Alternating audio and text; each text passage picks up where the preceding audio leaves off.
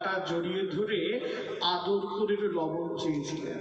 সনাতন, এইভাবে আমায় খেতে দাও, আর তো পারি না, একটু যদি লবণ হয়।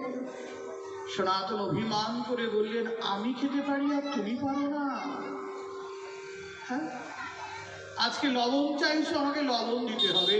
কাল সোনার বাঁশি চাইবে, আমাকে লোকের কাছে ভিক্ষে করতে হবে। পরশুদিন নূপুর চাইবে।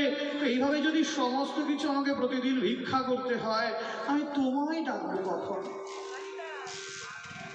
আমি তো রাজ ঐশ্বর্যে ছিলাম, তুমি নামিয়ে নিয়ে এসেছো এই পথে, আর তো ফিরে যেতে পারি না। যদি তুমি ইচ্ছা করো, তোমার যদি খুব দরকার হয়, তুমি অন্য কারোর কাছে সেবিত হও, আমি পারব না।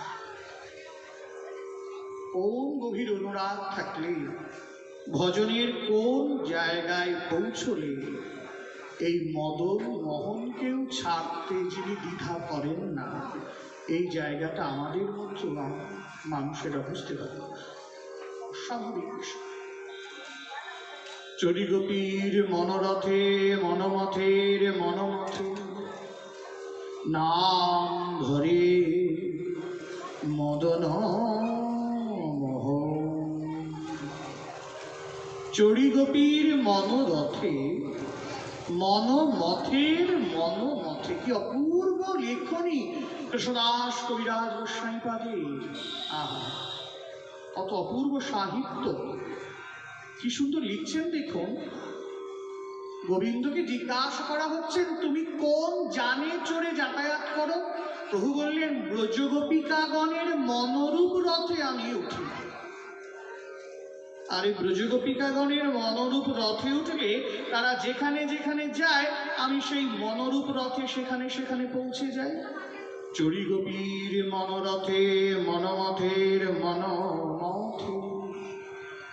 মনমথ শব্দের অর্থ কি? মনকে মন্থন করেন যিনি।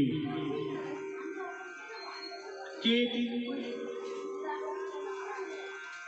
বললেন, কামদেব ভারতীদেব।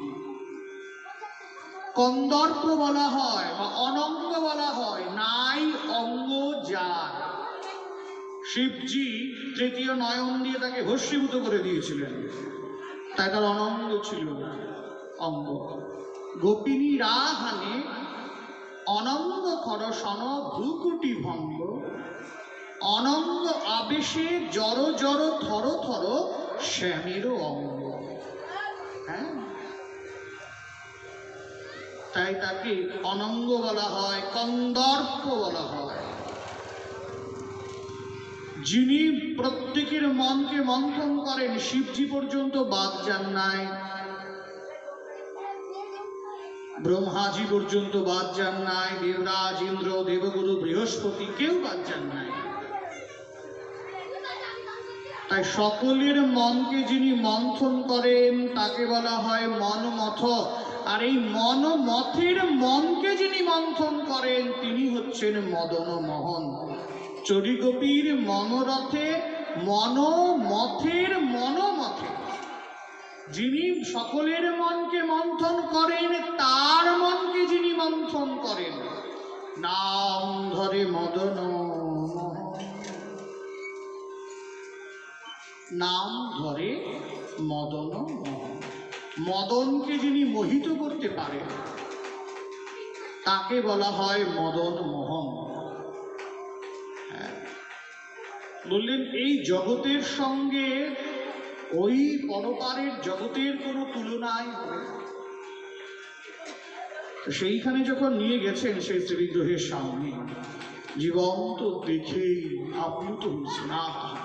এত অপূর্ব রূপ, সেই রূপকে দর্শন করে তিনি বিমোহিত হয়ে গেলেন যে অপূর্ব।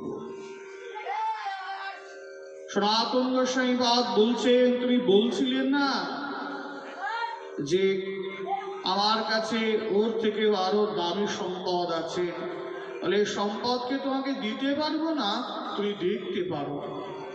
জীবন সাধুদের কৃপায় তো সেখানে গেলে, সনাতন গোস্বামীর মতো সাধু সেখানে রয়েছেন, তাকে দর্শন করেই তো জীবনের ভাবাবেগ উদ্বেলিত হয়েছে। দর্শনেই তিনি পবিত্র হয়ে গেছেন। তাই যখনই মদন মোহনকে প্রণাম করলেন, প্রণাম করে তার এমন একটা অনুভূতি যাচ্ছেন, তিনি কি করলেন, ছুটতে ছুটতে গিয়ে সেই পরশ পাথরটি সমুদ্রে নিক্ষেপ করলেন, ফেলে দিলেন। হ্যাঁ, ফেলে দিয়ে সনাতন গোস্বামী পাদের দুটি চরণকে জড়িয়ে ধরলেন। যে আমি কত বোকা, আমি এই জড়জগতের পরশ পাথর নিয়ে নাড়াচাড়া করছি। আজকে পরশ পাথর আমার কাছে আছে, কাল আমি যদি সমস্ত লোহাকে সোনা করে দিই, পরশু যদি মারা যায়, সব আমার করে যায়।